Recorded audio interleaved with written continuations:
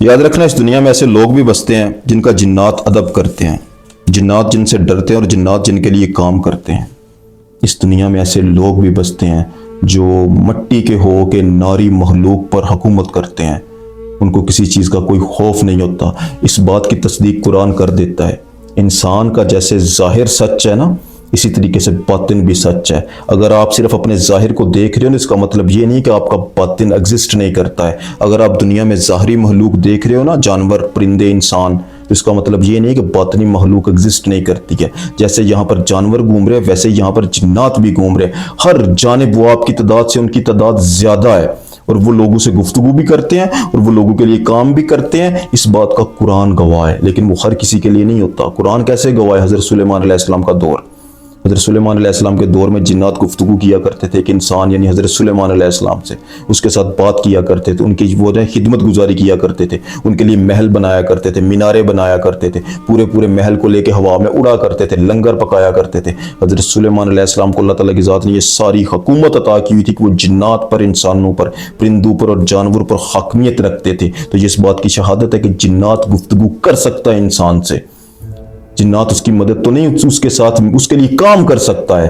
جنات کے اندر اللہ تعالیٰ کی ذات نے ایسی کوالٹی رکھی ہوئی ہے کہ وہ انسان کے ساتھ کمیونیکیٹ کر سکتے ہیں۔ یہ ضروری نہیں ہے کہ آپ مادے سے بنے ہوئے، نہیں، آپ کے ساتھ وہ کمیونیکیٹ کر سکتا ہے، آپ کے ساتھ وہ بات کر سکتا ہے، لیکن آپ کی ذات کے اندر کچھ ایسی صفات ہونی چاہیے جس کی وجہ سے آپ اتنے اہل ہو جاتے ہو کہ آپ اس پر حکومت کرنا شروع کرتے ہو، یعنی مٹی ہو کر آپ ناری مخلوق پر سرپرستی حاصل کر لیتے ہو۔ اسی چیز کی گہرائی کو آج ہم سمجھنے کی کوشش کریں گے۔ اور نمبر 2، ایک بہت ہی ضروری چیز کہ کیا جنات کے اندر بھی ہم بستری ہوتی ہے، بچے ہوتے ہیں، شادیاں ہوتی ہے؟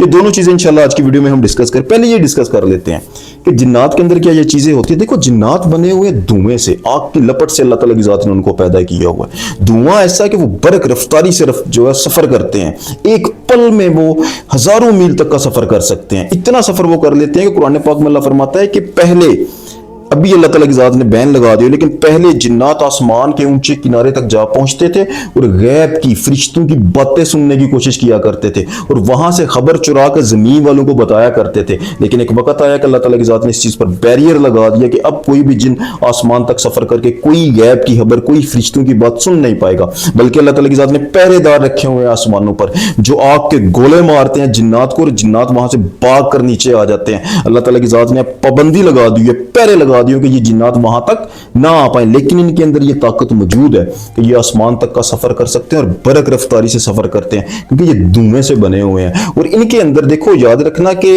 میل اور فیمیل والا کنسیپٹ موجود ہوتا ہے۔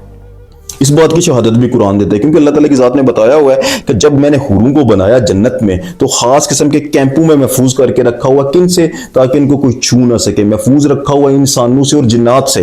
یہ اس بات کی شہادت ہے کہ جنات کسی دوسری جو مخلوق ہے اس کے ساتھ بھی انگیج ہو سکتے ہیں، ان کے اندر فیمیل والا کنسیپٹ موجود ہے۔ تو جنات کے اندر شادیاں بھی ہوتی ہیں، ان کے اندر بچے بھی ہوتے ہیں، لیکن ان کی ہم بستری کا طریقہ انسانوں کی طرح نہیں ہوتا۔ ان کی ہم بستری کا طریقہ انسانوں سے قدرے مختلف ہے۔ یہ ایک دھواں ہے، یہ مادہ نہیں ہے۔ انسان تو مادہ ہے نا، دو جسم آپس میں ملتے ہیں، یہ دھواں دھوئیں سے ملتا ہے۔ ایک دھواں دوسرے دھوئیں کے اندر ضم ہو جائے اور اسی طریقے سے ان کا مکمل ہو جائے تو اللہ تعالیٰ کی ذات ان کو جو ہے اولاد بھی عطا کر دیتا ہے۔ ان میں مسلمان بھی ہوتے ہیں، ان میں ہندو بھی ہوتے ہیں، ان میں ہر مذہب کے ہوتے ہیں، ان میں اولیاء بھی ہوتے ہیں جو فیض لیتے ہیں، اس میں اللہ سے جام پیتے ہیں، جو عشق کرتے ہیں، عشق الہی میں غرق ہوتے ہیں۔ ان میں کافر بھی ہوتے ہیں، مسلمان بھی ہوتے ہیں، نیک بھی ہوتے ہیں، بد بھی ہوتے ہیں۔ یہ مکمل ایک قوم ہے جو اس دنیا میں ایگزسٹ کرتی ہے۔ مکمل انسانوں کی طرح کی چیزیں ان کے اندر موجود ہیں، ویسے ہی یہ لے کر چلتے ہیں۔ صرف ان میں عقل انسان کی نسبت بہت کم ہے۔ عقل کے لحاظ سے یہ انسان سے جو ہے نا وہ قریب بھی نہیں آ سکتے، لیکن طاقت کے لحاظ سے یہ انسان سے بہت طاقتور ہوتے ہیں جب تک انسان کمزور ہے۔ لیکن میں نے آپ سے جو بہت ضروری بات کرنی ہے وہ یہ کہ ایک وقت ایسا آتا ہے، انسان پر ایک کنڈیشن ایسی طاری ہو جاتی ہے کہ انسان ان پر جو ہے نا وہ قدرت رکھتا ہے، ان کو اپنے کنٹرول میں رکھ لیتا ہے۔ اسی بات کو میں نے آپ کو سمجھانا ہے، بہت انٹرسٹنگ چیز ہے۔ دیکھو، جنات کو کس چیز سے اللہ نے پیدا کیا ہوا ہے؟ بات کو ذرا غور سے سننا، دھوئیں سے، آگ سے۔ انسان کو اللہ تعالیٰ کی ذات نے کس چیز سے پیدا کیا ہوا ہے؟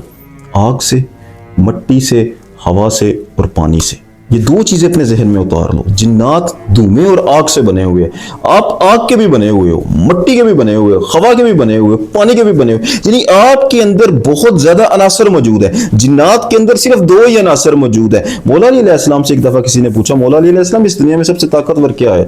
बहुत आपने सुना होगा सरकार का कौल, सरकार फरमाते हैं लोहा बहुत ताकतवर है, लेकिन लोहे से ताकतवर है आग जो उसको पिघला देती है, आग से ताकतवर है पानी जो उसको ठंडा कर देता है, बुझा देता है, पानी से ताकतवर है हवा जो बादलों को लेके उड़ी फिरती है। इस कौल को समझने की कोशिश करना, इंसान की जात के अंदर पानी भी है और आग भी है। जिन्नात आग से बना हुआ है, इंसान के अंदर पानी भी मौजूद है और मिट्टी भी मौजूद है। जो भी इंसान अपनी जात के अंदर मौजूद आतिश को अपनी जात के अंदर पानी से ज़ेर कर दे, वो इंसान का पानी आग पर मुसल्लत हो जाता है, यानी वो अपनी जात के अंदर मौजूद आग पर सरपरस्ती हासिल कर लेता है। जब इंसान हकीकत का या रूहानियत का ये वाला सफर कर लेता है ना, तो इंसान सिर्फ अपनी जात के अंदर मौजूद आग को नहीं शिकस्त देता, बल्कि इस कायनात के अंदर मौजूद एग्जिस्ट करती जितनी नार है हर चीज को शिकस्त दे देता है। इसको आसान अल्फाज में बयान कैसे किया जा सकता है कि इंसान की जात के अंदर सोल और नफ्स दोनों एग्जिस्ट करते हैं। नफ्स इंसान का आग से बना हुआ है,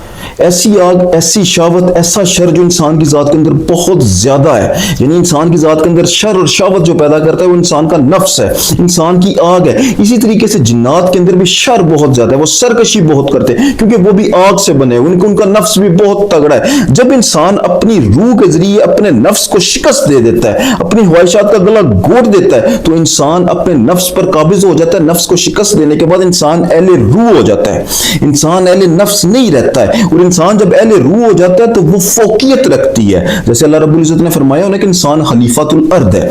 वो खलीफातुल अर्द इंसान एक मर्तबा है जिसे हासिल करता है। कैसे हासिल करता है? इंसान उस वक्त हासिल करता है जब इंसान अपनी ख्वाहिशात का गला घोट कर अपनी आग को, अपने नफ्स को शिकस्त देता है और अपनी रूह को ऊपर ले आता है, यानी दिल के तख्त पर इंसान की सोल विराजमान हो, सोल बैठी हो। और सोल वो वाली समझ ले नायब है अल्लाह ताला की जात की, जो इस कायनात में तमाम मखलूकात पर हावी हो जाती है। खलीफातुल अर्द का तो मतलब ही यही है ना कि तुम इस कायनात के अंदर अशरफुल मखलूकात हो, तमाम मखलूकात पर तुम कुदरत रखते हो, तुम्हारे मुकाबले का कोई नहीं, तुम सबसे अशरफ हो। लेकिन जब इंसान अहले नफ्स हो तो इंसान जिन्नात का जानवरों से भी कमजोर है। लेकिन जब इंसान अहले रूह हो, अपने नफ्स को, अपनी आग को शिकस्त दे दे, तो इंसान फरिश्तों से भी आला है। तो ये वाली जो मखलूक है ना जिन्नात, उस वक्त इंसान के ताबे हो जाते हैं। और रूह के अंदर ऑलरेडी कॉन्शियसनेस होती है, यानी एक शऊर जो अल्लाह ताला की जात ने इसको अज़लियत अता किया हुआ, इस्मा का इल्म इसके अंदर पैवस्त है। वो इल्म जब इंसान की जात के अंदर अवेकन होता है तो इंसान की थर्ड आइज ओपन हो जाती है और कायनात के सारे नजारे इंसान की जात के सामने आ जाते हैं। उस वक्त ये जिन्नात इंसान अपनी ज़ाहिरी आंखों से देखते हैं, रूह की आंखों से देखते हैं। जब आपकी आंख उनकी आंख से मिलती है, आप उस धुएं को देखने के